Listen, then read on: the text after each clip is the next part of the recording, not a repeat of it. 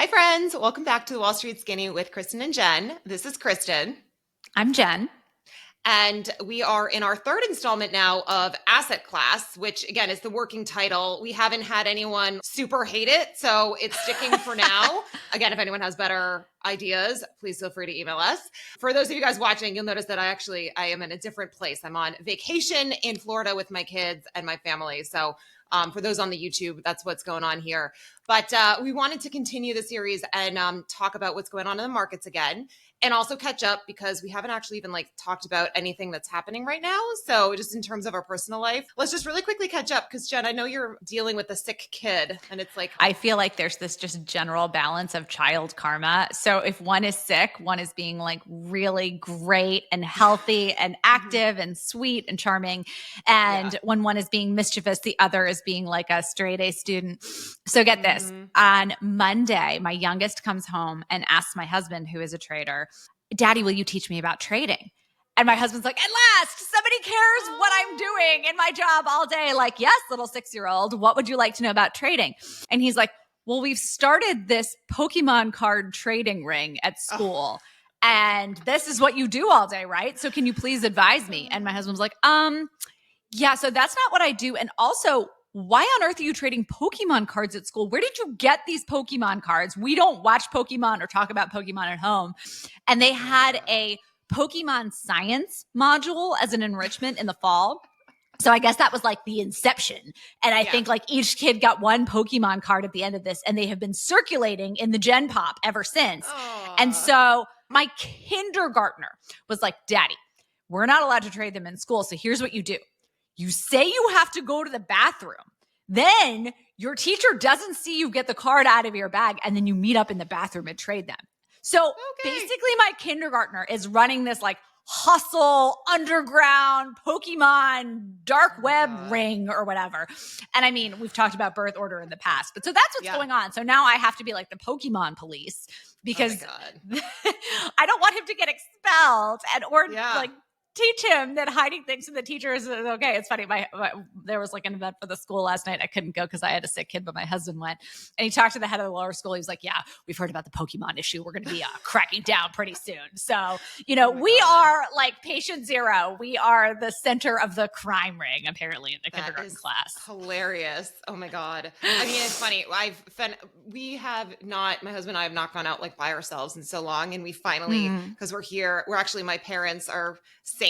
So they have given us their condo to take over. And I feel so bad. They're staying in this hotel that they're like, it's probably going to be torn down. My mom is turning 78. No, she is 78. She stayed in this hotel as a teenager. And I don't think it's been updated since then. So she was all excited. She got it for like $1,000 for the week. And we are staying in their house. So me and my husband get like their room, and my kids are in the second bedroom. It's a 2-bedroom condo. But we went out to dinner, and we went out to dinner with this amazing fashion influencer.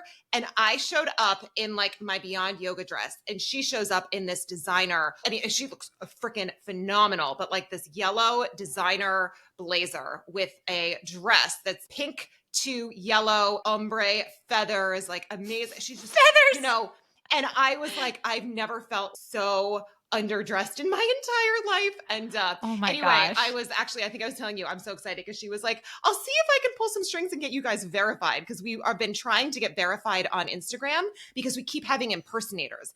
And these impersonators are following our followers and then trying to scam them with crypto. And we keep trying to buy the Meta verified, and Meta's like, nah, your face and your name don't match the license. Your logo doesn't match. We won't take your money.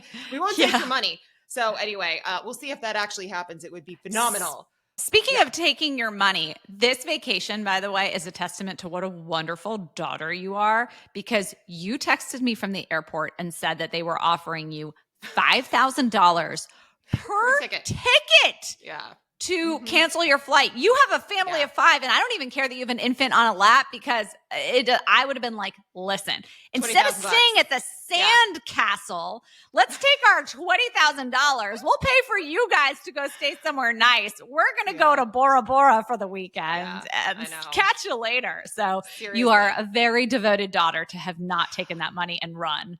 I've never seen. Well, it's honestly, it's momentum. You could have It's the flown type of thing private. where, I like, can't believe they were offering probably, that yeah. much money. I've never heard that order of magnitude for like a Nobody flight was from getting Boston off. to Nobody would Florida. do it for 1,000. Nobody would do it for 3,000. So they had to keep going up. I mean, like, That is granted, I think it was an crazy. Amazon gift cards or like Delta credit. So it's not like You would have used a $5,000 Amazon gift card in Oh, I would have. 2 I know. shakes of a Oh, lamb's tail. Yeah, with Yeah. young kids, Yeah. you'd be like, Oh, well, yeah. my subscribe and save is now taken care of for 2 weeks. Yes. Yeah. But anyway, all right. Enough of all this. Let's actually get into what's going on in the markets. So Jen is our markets guru. So do you want to talk a little bit about what is going on? Actually, well, right now, I've been out of the whole loop. Right now, geopolitical concerns are really the dominating thing going on with everything that's happening in the Middle East. But what I think is really interesting is that we saw softness across the board in both equities and fixed income headed into Monday. And one thing that everybody kind of forgets is that people have to liquidate positions to pay their taxes. So there's always a little bit of a cyclical impact. And then everybody wakes up on April 16th and the market rallies and it's like, oh, I forgot about that, right? Like now everyone's getting back in. But listen, my general thinking is that a lot of the conversation about central bank policy in the US tends to happen in a vacuum, which it shouldn't. Because listen, if the US central bank is really not going to ease this year, if you're talking about the idea that they might hike, I would caution you to also think about what that looks like on the global framework, where you've got other comparable central banks like the ECB that are on a totally different path and on a path towards much more accommodative monetary policy. I think when measuring the odds that central bank policy swings really, really hard in the opposite direction now, that this doesn't happen in a vacuum. And we very rarely see one country in the developed world go such a different path than their peers. So that's kind of what I'm watching right now. Just from an outright yield standpoint, things look really attractive to buy. So I don't know. I'm a little bit bullish here, but that's just me personally from both an outright yield and level standpoint and also from a risk off geopolitical risk standpoint. That's kind of where I'm leaning right now. Yeah, it was interesting. I was listening to, I think it was the Compound and Friends. They were talking about just the fact that historically, anytime the 10-year gets close to 5%, you start to see that equity markets go down. And one of the theories is that it becomes a little bit of a harder sell to say, you know what? I'm going to keep my money in risky equities when I can get 5% for 10 years, like risk free. And so it's more of like a rebalancing that sometimes happens. Well, so the one thing that I had been watching, but again, because like I said, I'm on vacation, I haven't really been focusing on that much. But we obviously had bank earnings last week, and it was interesting because JP Morgan, they did better than expectations, but they weren't raising guidance. And so their share price actually went down. I think it was like 5 or 6%, which was kind of nuts. And then you had the other banks. So you had the investment banks like the Morgan Stanley, the Goldmans, and all these guys announced. But what was really interesting was yesterday or the day before, it came out that Jane Street, which is basically like this historically almost super secretive firm that we had a whole conversation about this in the past. Like I had never heard of it, but they sort of took the place of what the prop traders used to do back in the day in the sense that they're a market maker, but then because they're not taking deposits from individuals, like they can kind of do what they want. They're not as highly regulated. And so they can take these big bets. And so Sam Bankman-Fried actually started his career at Jane Street and was an incredible trader at that when he was there. But we all kind of know what happened after he left and tried to found FTX. So they have, again, historically been super secretive. And then a few days ago, it was made public like, hey, Jane Street raked in $4.4 billion at the start of 2024. And so that was just in Q1. So a few interesting things. So number one, how the hell do we know this? The reason is that they are trying to go out to the capital markets and raise $1 billion in debt. So they actually had to file something called a bond prospectus with the SEC. And as part of that, if you're raising capital in the public markets and you have investors who are public investors, you have to tell them what your earnings are. And so they had to file with the SEC. And so again, via that bond prospectus, we found out that they, like I said, they earned 4.4 billion in revenue. Again, that is just in their first quarter. Their margins were like 60%. So on 4.4 billion, that translated, like we sort of look at top line as you think about your income statement, all the way down to bottom line after you take out all of your expenses. Their net income, so that bottom line, was 2.7 billion, which is again insane. And if you stack up their trading business revenues relative to some of the biggest names, so the JP Morgans, the Citis, the Bank of America, they're barely below the Morgan Stanleys, the B of A's, the Citis. Those guys are at probably about 5.5 billion. So it just shows what a behemoth they are in the space. Again, most people had never heard of them. But Jen, you were talking about, you were like, it's sort of weird. They just earned 4.4 billion.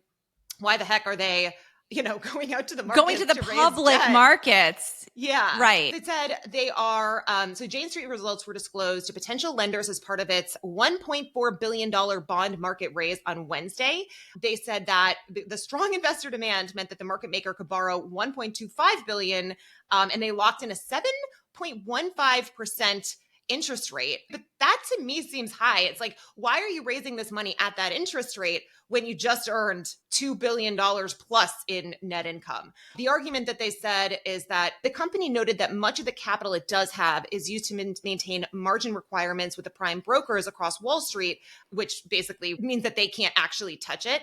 But it does seem a little strange to me, but it may be a view on credit spreads. They may say, hey, this is an optimal time to be financing ourselves in the debt markets because credit spreads are so tight. And by the way, they historically have made money and made a lot of money. But there was this one story that Michael Lewis talked about in the book Going Infinite, all about FTX and Sam Bankman-Fried's time at Jane Street, where they, I think made they lost $300 million on a bet related to the election. I don't remember the order of magnitude, but it was a wild I think it was $300 million. It was a huge amount of money. But in general, most of their trades, they tend to obviously make a lot of money. So, well, yeah. And speaking of things going wrong, I noticed that there were a number of layoffs being announced on Wall Street, which tends to get everyone feeling a little bit down. But one of the things that we get asked about occasionally is how often do people get fired? Because we always talk about the threat of being fired, like say something wrong in an email, you're fired, make a mistake on a trade, you're fired. Sounds like The Apprentice, right? And that's not necessarily the case. And it's one thing too that I really want to be careful in talking about so that we understand that there's different ways to get fired on Wall Street. The planned reductions in headcount that are happening at some of these firms like UBS, these are nicknamed RIFs, which stands for reduction in force. And if you have been at the firm a long time, this is oftentimes actually an opportunity for people who no longer want to stay at that firm, but who have accumulated a decent amount of deferred compensation in the form of either deferred cash or stock to raise their hand. Because if you are laid off in a front office role in one of those seats, you are entitled to your deferred compensation. So that can actually be a way for people who are thinking about exiting anyways, but might be too expensive to be bought out of their deferred compensation by a competitor and then subject to a garden leave and all that fun stuff to say, hey, I'm going to raise my hand if they think that they are able to either get another job or they're exiting the industry or things like that. So those can be strategic opportunities for people within the firm who want to leave. Now, I doubt there's too many people in those positions right now who are like, woohoo, a RIF, just what I was hoping for. But that is something that happens, that people will raise their hand. Another circumstance, though, is getting fired in a way that we call with cause. And when you see, the depictions of people getting escorted out by security where, they're being dragged away from their keyboard and stuff like that, or getting the tap on the shoulder, that is a very different story. And so to get fired with cause is much different than being laid off in a RIF. And that's when you have done something wrong, either a compliance violation, you have, God forbid, done something illegal, something unethical, potentially even violated code of conduct things like that. Yeah. Or you lost so much money trading that you get the tap on the shoulder and get carried out. You blew through your risk limits. So hopefully none of that is happening or happens to any of you. That is much less common. But that's when we talk about getting fired, that's what getting fired is, not getting laid off and a reduction in headcount, which is tragic and sucks for people when it happens. But when you get fired with cause, you are not entitled to your deferred compensation. So all those bonuses that you'd been accruing for your past 3, 4, 5 years of service to the firm are now forfeit. So you definitely do not want to get fired with cause. Well, I was going to say one thing that, I mean, obviously Jen and I, having started in like the 2006, 2007 timeframe and having lived through the great financial crisis, one of the things that is a common theme on Wall Street is they often tend to overhire and then overfire.